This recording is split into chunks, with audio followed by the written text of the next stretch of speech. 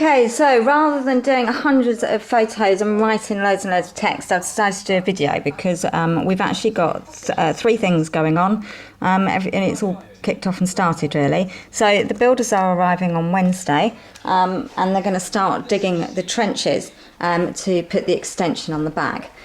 So the extension, if I just show you, is actually going out to this point here, which is, you can just see that hole in the ground. It's 4 metres, it's going right across the back here. So that's the current kitchen, that's the current dining room, and that is the lounge. And we're going to have a dining area here and a family room here, and so those walls there are coming down. So just back into the lounge here. Oh, and I'll just show you the kitchen and the dining room from the inside.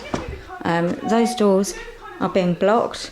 They lead through to the dining room at the moment. We might as well go that way actually. So they're being blocked, as is this door here, which leads into the dining room. There's a lovely serving hatch there. So this is going to be all part of the kitchen. This wall here is coming down through to the current kitchen. Okay, so this door will remain, and the door into the utility. Where that fridge freezer and that window is, we're actually going to have a new cloakroom.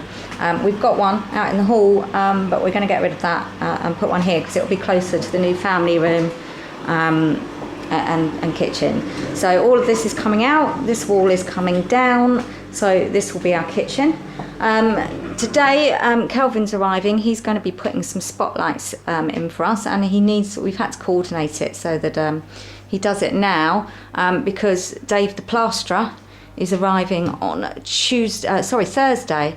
I'm not quite sure if you can see, but we've got this Artex ceiling and several of these rather unattractive fancy cornices in the house. So Dave's going to be doing primarily upstairs because obviously when they start the extension there could be a little bit of movement downstairs with knocking walls down, so we don't want to risk paying to have the ceilings plastered and then they crack. So I've had to clear a lot of the rooms out because obviously he can't work with a load of stuff, so this room is virtually empty. So he's going to do 3 rooms first. So he's going to do this bedroom here, this bedroom here, and then Alex's room, which is at the front. He's going to do those first.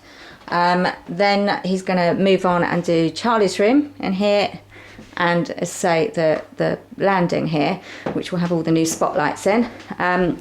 Then over the weekend we'll pack up again, and then he's going to be doing our room. So this is where he'll be covering up some coving for us, so he's going to be doing in here. He's also going to be getting rid of those arches for us. We've actually taken the coving down in the dressing room because we don't really think you need it in here, and there's not much space above those wardrobes to cover up what was there. So we're just going to have it clean plaster in here. And he's also going to be doing the ceiling in the ensuite here.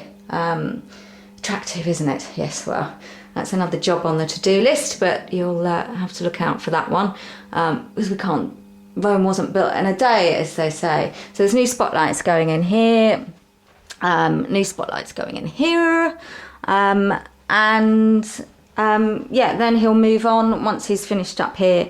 He is going to do the study because it's at the front of the house, and also the porch, and then he'll come back after the building's done, and he will crack on with the lounge and the utility and the hall then, hopefully.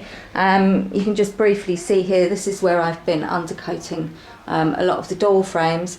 Just undercoat for now because I don't want them to get ruined, but you know, at least it's a start because it's quite a laborious job. So watch this space for more before and after photos.